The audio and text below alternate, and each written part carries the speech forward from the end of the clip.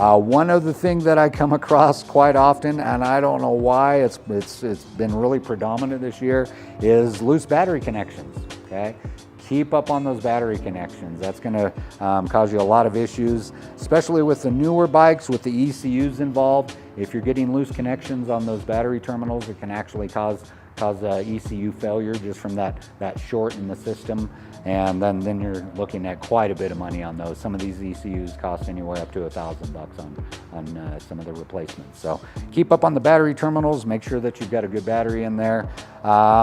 Let's kind of talk about some other things kind of on the electrical part of it. There's a little product out there called dielectric grease. Okay, so people think that this is the solve-all to keeping everything waterproofed in the system.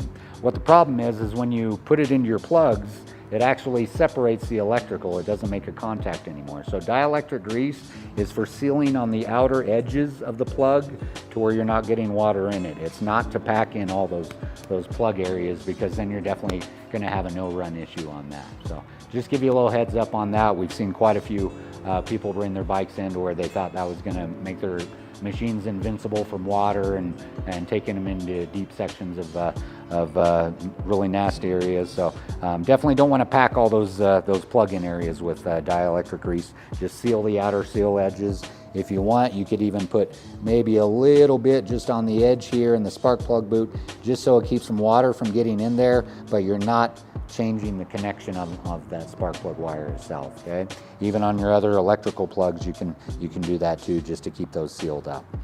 Let's see. So, kind of back on your oil.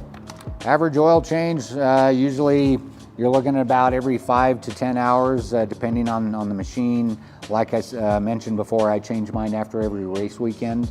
Keep an eye on your oil. So air filters, oil, spark plug, those are the biggies right there that are going to give you issues. If you're not changing your oil, you're wiping out your transmission and the internals of the motor a lot quicker than they need to be. So if you keep on those, like I said, keep quality oil in that machine, that's going to last you a long time too as well. As far as the top end, like I mentioned, doing those compression tests, make sure that you're doing that on a regular basis, and that way you've got a good solid knowledge on what your compression is looking like. If it starts getting a little down on the compression, it's just time to rebuild that top end and get a new piston and rings in there and get it freshened back up on the cylinder as well. Okay. Let's see, trying to think of a couple other things. Obviously, we want to keep up on our coolant, make sure that's in good shape. If you are doing some slower trail riding, it is a good idea to maybe get an accessory fan for the machine. Heat kills engines, so if you can keep that heat down, you're going to be a lot better off, and just keep a lot more longevity in that engine as well. If you are doing some trail riding and you find your fan is coming on quite a bit when you're doing a lot of steep uphill riding, take the moment and pull over, let the bike cool down a little bit. That steep trail riding, it's going to put a lot of work on the engine without getting any airflow through the engine itself. So it's a good chance to pull over, get some water in your system, get cooled down a little bit, let the engine relax a little bit, then you're good for the next little stint out there. Okay. If you don't have an hour meter on your machine, an hour meter basically wires right to the spark plug wire, and then somewhere on the system you can have a little hour meter. It's going to tell you how many hours are on that machine, and that way it's going to give you a little cleaner idea on how soon it is to get to that service interval to where you have to do a top end on that machine as well. So those definitely come in handy. I always feel like I'm kind of rolling in the dark if I don't have an hour meter. It's kind of a guess, and you just have to kind of hope for the best on what you've got with the information in front of you on figuring out how many hours are on that machine. You can get really expensive and buy bore scopes and have little cameras that look inside your pistons, those kind of things. Actually, there's some pretty affordable ones out nowadays that'll just plug into your cell phone. So they're kind of a neat little gadget. You can pull your spark plug out and stick the probe inside the spark plug hole and kind of peer around and look on your cell phone, and that'll actually give you a good picture view of what your cylinder walls are looking at, what your piston's looking at, and then you can kind of make some judgment calls from there on that system as well. You know, as far as coolant hoses, make sure that your coolant hoses are clamped up.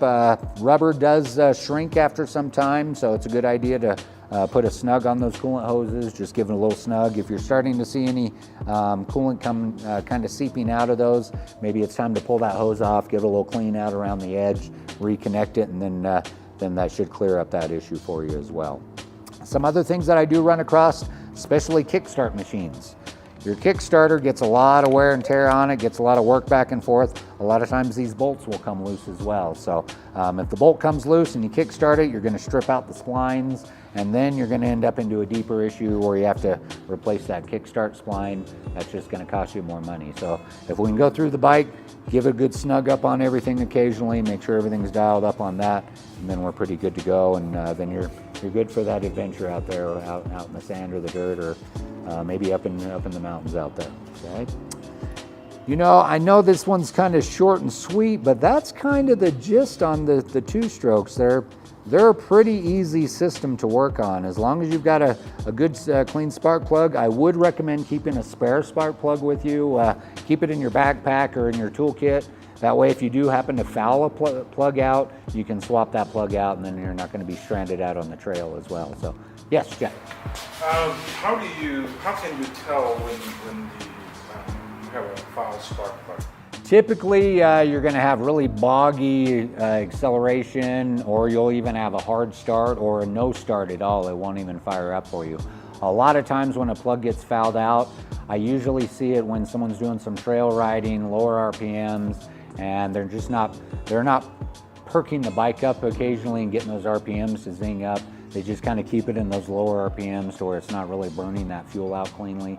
So if you are doing some slower trail riding, maybe pull that clutch in every once in a while, give it a blip and clean that plug out a little bit. That way it's just not going to get fouled out on you as well. But it's more important on the two-strokes to keep the RPM up to help prevent or minimize it. Yeah, it's good to give them a blip every once in a while. Now, two-strokes, they do like to trail ride, and you can keep the RPMs really low and just kind of slip that clutch all the way through those technical trail systems. But every once in a while, get that clutch pulled in, give it a good wring out, and just make sure that your plug's running clean, and that way it's not going to foul out of you in the process of that little adventure out there. Okay? Let's see. Well, you mentioned about what do you call it, for the muffler? The silencer? Or silencer that you have to clean up. Mm-hmm. What are some of the signs that you look for that, okay, it's time for you to... Usually those signs, you're going to see a lot of oil start dripping out of here, and that's actually a sign that you're running your mixture too fat on the oil as well. So if you're seeing a lot of oil just dumping out of here, you're probably running a little too heavy on your fuel mixture.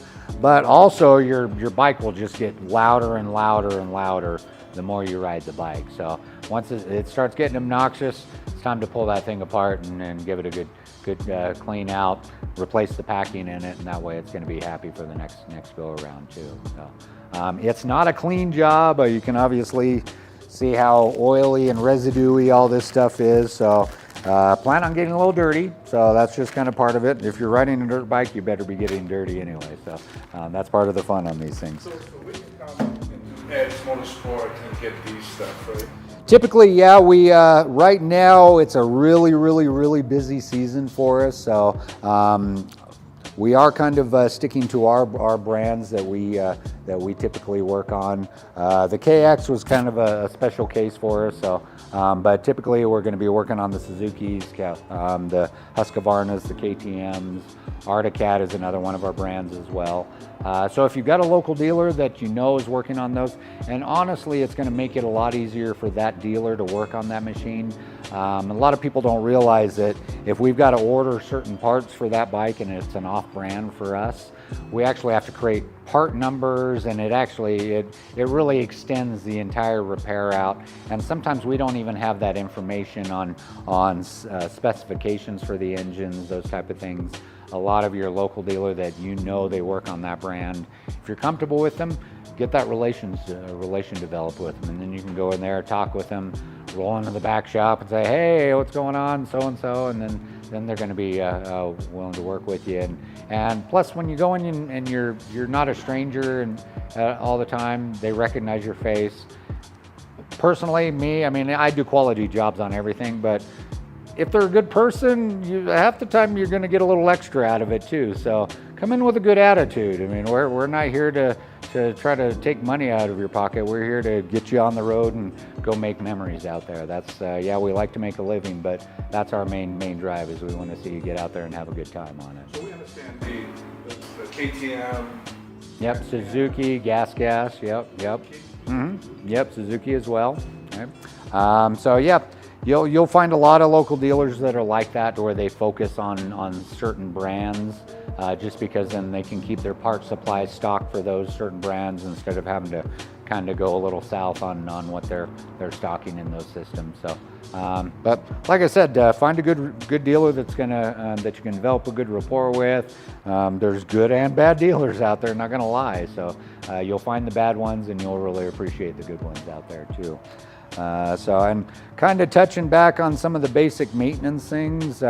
Make sure your fluids are fresh in your hydraulic systems. You want to change those out once a year. We kind of talked about that in our last video there. So make sure everything's performing properly for you. Check your fork seals.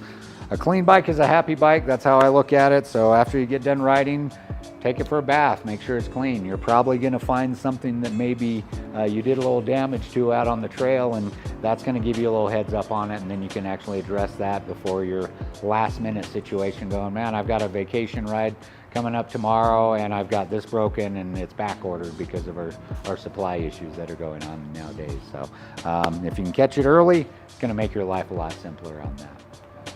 Good deal. That work out pretty good? Yeah. Awesome. Good deal. Well, gang, I think that about covers it on this one. I know it's a little shorter and sweeter on this one, but like I said, the two strokes they're a pretty simple machine.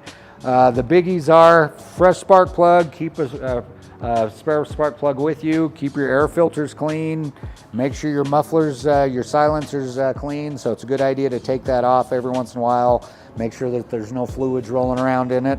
And check your manufacturer for your silencers. See when the repack interval is on that. If your silencer is obnoxiously loud, it's probably time to repack that little guy as well. So definitely helps out for a lot more enjoyable ride as well. Probably won't piss off the neighbors when you come screaming by them, and at full tilt, that muffler will be a little quieter too. Plus, a lot of machines, they do like a little bit of back pressure developed in the silencer. So if it's an open straight pipe system, they tend to run a little funky unless it's actually set up for that. So that'll definitely help out with the performance of that system as well.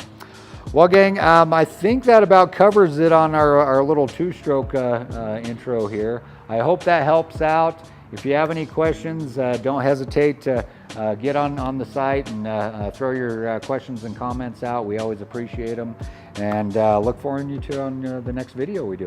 All right, take care now.